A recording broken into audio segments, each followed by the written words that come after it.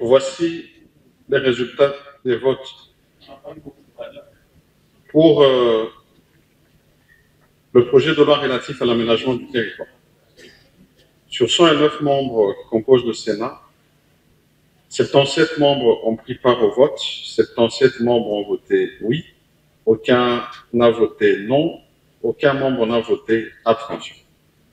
En conséquence, le Sénat vote en nouvelle délibération le projet de loi relatif à l'aménagement du territoire. 2. Projet de loi projet de loi de ratification du premier appui budgétaire sur la gouvernance, la transparence et la résilience économique de la République démocratique du Congo. 77 membres ont pris part au vote, 77 membres ont voté oui, aucun membre n'a voté non, aucun membre n'a voté abstention. En conséquence, le Sénat vote le projet de loi autorisant la ratification de l'accord de crédit conclu entre la République démocratique du Congo et l'Association internationale de développement au titre du premier appui budgétaire sur la gouvernance, la transparence et la résilience économique de la République démocratique du Congo pour un montant de 600 millions de dollars américains. 3. Pour le projet de loi portant ratification du projet d'appui à la transformation numérique. 77 membres ont pris part au vote, 76 membres ont voté oui, aucun n'a voté non, un membre a voté abstention. En conséquence, le Sénat vote le projet de loi autorisant la ratification de la convention de crédit conclue entre la République démocratique du Congo et l'Agence française de développement au titre de financement du projet d'appui à la transformation numérique de la République démocratique du Congo. 4. Pour le projet de loi portant ratification du projet de résilience contre les inondations. 77 membres ont pris part au vote. 77 membres ont voté oui, aucun n'a voté non, aucun n'a voté abstention. En conséquence,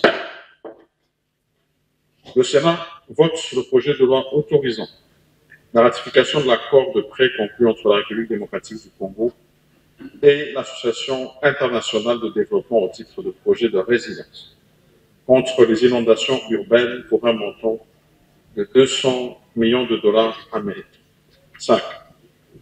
Pour le projet de loi de ratification du projet Ville durable de Boma. 77 membres ont pris part au vote. 77 membres ont voté oui. Aucun membre n'a voté non. Aucun membre n'a voté abstention. En conséquence, le Sénat vote le projet de loi autorisant la ratification de l'accord de crédit relatif au financement du projet Ville durable de Boma. 6. Pour le projet de loi de ratification de réforme des secteurs de l'électricité et de l'eau. 77 membres ont pris part au vote. 77 membres ont voté oui. Aucun membre n'a voté non. Aucun membre n'a voté abstention. En conséquence, le Sénat vote le projet de loi autorisant la ratification de l'accord de dons remboursables conclu entre la République démocratique du Congo et l'Association internationale de développement, en sa qualité d'entité internationale accréditée pour la mise en œuvre des financements du Fonds vert pour le climat, au titre de financement du projet d'accès, de gouvernance et de réforme des secteurs de l'électricité et de l'eau. 7. Pour le projet de loi de ratification du projet de développement INGA 3, phase 1. 77 membres ont pris part au vote, 77 membres ont voté oui, aucun membre n'a voté non, aucun membre n'a voté abstention. En conséquence, le Sénat vote le projet de loi autorisant la ratification de l'accord de crédit conclu entre la République démocratique du Congo et l'Association internationale de développement au titre de financement du projet de développement INGA 3, phase 1, de l'approche programme à phase multiple pour un montant de 250 millions de dollars américains.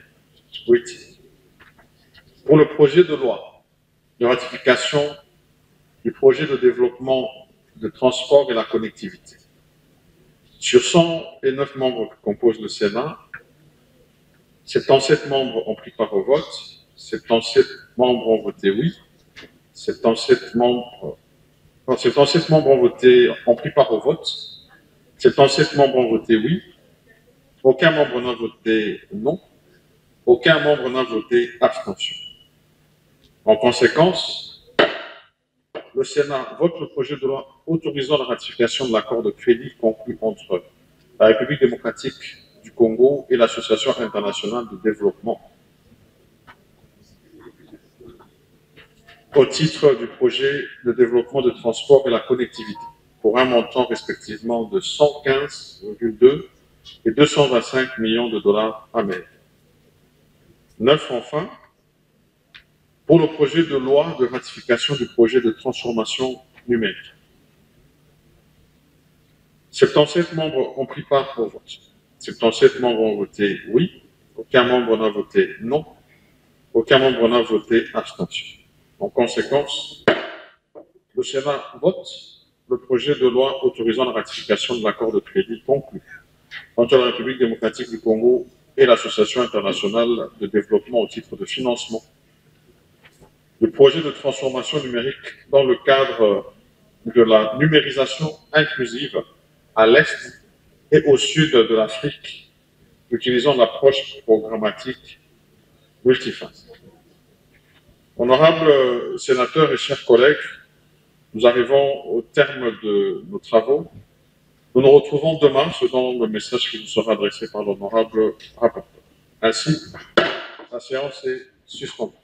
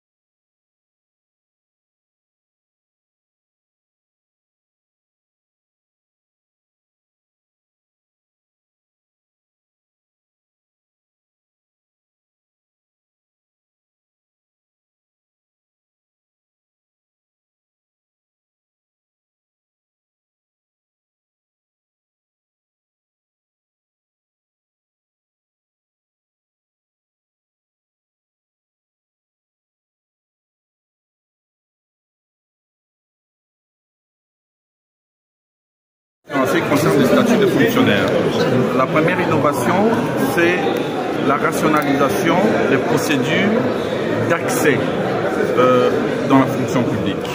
C'est-à-dire qu'à travers ces projets de loi, nous essayons de rationaliser la question du recrutement dans la fonction publique et de mettre fin au phénomène NU. Vous connaissez ce phénomène-là, les NU. Les NU signifient des personnes qui sont alignées au niveau des administrations, affectées au niveau de différentes administrations, sans avoir préalablement été admises sous statut. Ça, c'est une incongruité, une spécialité congolaise. Il faut mettre fin à ces systèmes-là. Parce que les NU sont des NP de demain, c'est-à-dire de non payés. Et ici, à travers cette réforme, nous faisons en sorte que tout se rationalise et que les personnes qui sont appelées à occuper des postes au niveau des administrations soient préalablement admises par la fonction publique. Donc la fonction publique va travailler avec les sectoriels, les chefs de service de différentes administrations pour pouvoir déterminer les besoins en termes des ressources humaines de l'État. La deuxième innovation, c'est l'évaluation des compétences. Ce n'est pas parce qu'on est fonctionnaire que l'on peut croire qu'on va travailler pour l'État à vie, même lorsqu'on n'est pas dans l'assiduité, lorsqu'on n'est pas régulier. Donc ici, on veut poser les bases d'une administration publique efficace, efficiente, qui soit au rendez-vous du rendement et des résultats. Or, pour avoir du rendement et des résultats, il faut avoir des fonctionnaires compétents et intègres. Et ça passe par la formation. Et ça passe par aussi l'évaluation des compétences. Nous allons donc évaluer les compétences de chaque fonctionnaire pour savoir son degré d'employabilité et le moyen de pouvoir lui faire accorder des promotions ou pas. Si le niveau est 0 après évaluation, eh bien, la personne est déclarée inapte. Si le niveau est moyen, eh bien, on fait la formation continue et donc on renforce ses capacités. Si le niveau est excellent, eh bien, on est prioritaire pour la promotion en grade. La troisième innovation majeure, c'est l'avènement de la contractualisation au sein de la fonction publique congolaise. Ça signifie que désormais, nous allons faire cohabiter les régimes de carrière, avec des fonctionnaires des carrières, des agents de carrière, avec celui des agents contractuels pour certains métiers. Hein. Par exemple, pour certaines personnes qui ont dépassé un certain âge tel que requis par la loi, eh bien, vous savez, la loi plafonne à 40 ans aujourd'hui. Hein. C'est 35 ans, ligne rouge 40 ans. Donc quelqu'un qui a 42 ans, 45 ans, 50 ans, ne peut pas être utilisé par l'administration publique, ne peut pas être recruté. Alors si on ne peut pas être recruté par la voie, par le régime de carrière, on peut l'être